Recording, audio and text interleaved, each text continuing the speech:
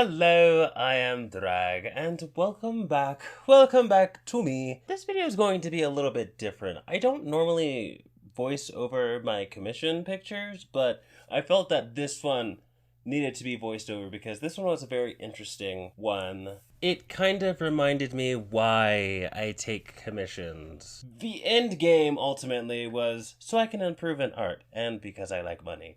But mainly because I want to improve in art. Nothing makes you want to produce a better product than when actual money is on the line. I'm going to get into the story. So, a client commissioned me, a return client, and they asked me, hey, would you draw my character as a merman on Kyoshi Island? And I'm like, sure, I would love to do that. Because they saw that I am going to say this right now. I gatekeep merfolk. I think that they should be gigantic. I think that whales should be their rubber duckies. I think that merfolk should be gigantic. So, that's partially why they commissioned me. I say, yeah, I'll draw that. That's amazing. So, I get all my references for Kyoshi Island. I get the one that you see right now. And I start the rough sketch. I send it over. They gave me the clear. They're like, awesome, this is great. Yeah. I start painting the background because I told them, I think that it'd be really cool if the framing device, the background, was painted and then your character was like cell shaded outlined, typical for my art style. They're like, oh yeah, no, I would love that. I'm like, awesome. All right, I'll do that. Well, I am almost done. Painting the background, right? And then I stop and think because I was thrown back to a commission that I did back when I was brand new to commissioning. I finished a commission. It took me months to finish this commission. And ultimately, I was very unsatisfied with how it looked. I sent it to the commissioner. They said, oh yeah, no, this is good. This is great. I love it. I don't know if they actually did love it because our correspondence was via email. So I can really only go off of what they said. I was not satisfied with the final result. And I felt bad. And I didn't like what I made. I hated it, actually. And I felt really bad for turning in such a ass product, basically. So I was working on this commission that I'm talking about right now, the one that I'm drawing. And I just jumped back to that. Because this commission, the one that is in the video recording, took me about a month because they caught me on a relatively busy month. So I couldn't just sit down and draw for hours like I normally do. So I was, doing that. I was almost done painting the framing. And I don't know what came over me. I just erased it as you saw. And then I redrew the whole background.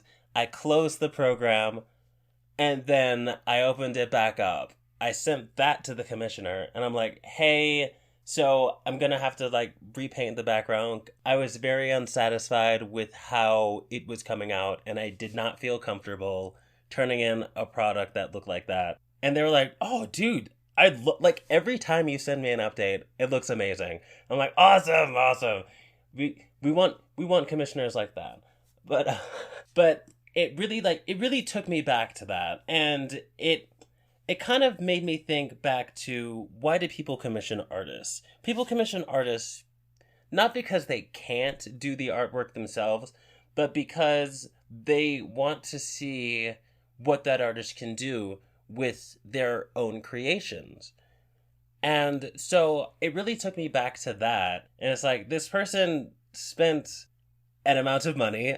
If you want to see my commission prices, go over to my other social media. I want to see my work the way that they see it, right? Which means that I need to put in effort when it comes to that. And so I'm glad that I redrew this whole background because I'm much more proud of it now than I was with whatever those bush things were. But it did take me back. It took me back to this Twitter thread that I saw from somebody who may or may not have been an artist. I don't know.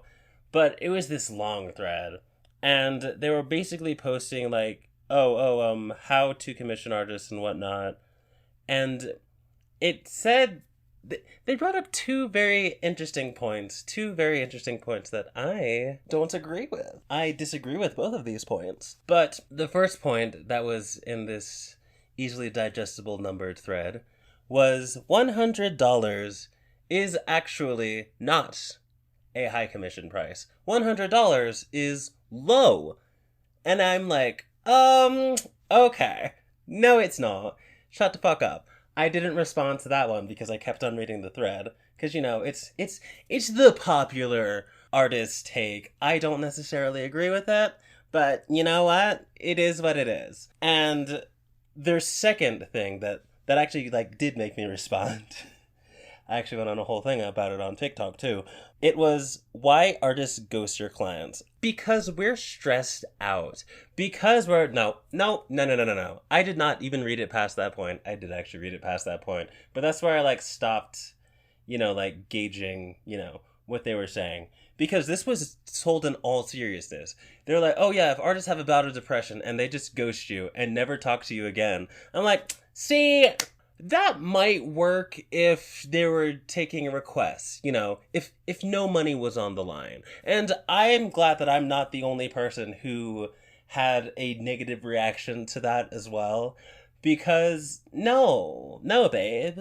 Money is on the line. And as you said yourself, $100 is minimum price. And I think that a lot of artists get disillusioned by how much... an average person, I'm not going to say how long it takes to save up $100, but the amount of work that they do to save up $100.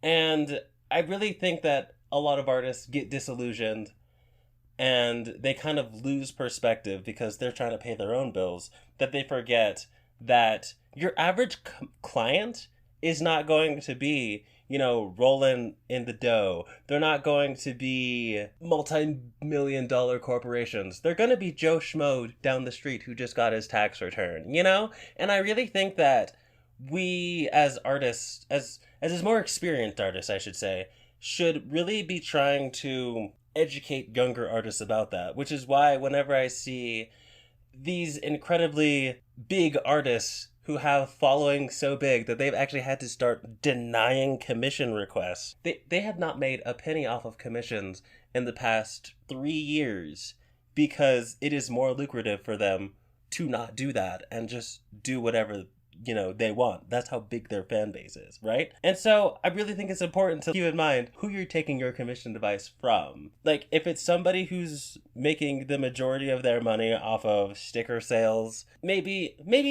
that's not the person you should be taking your commission advice from. But yeah, that's it. Sorry to go off on that little tirade.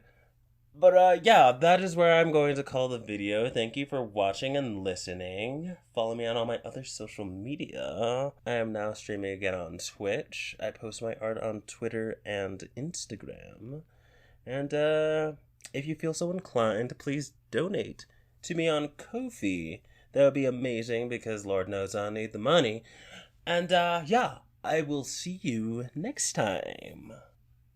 Bye!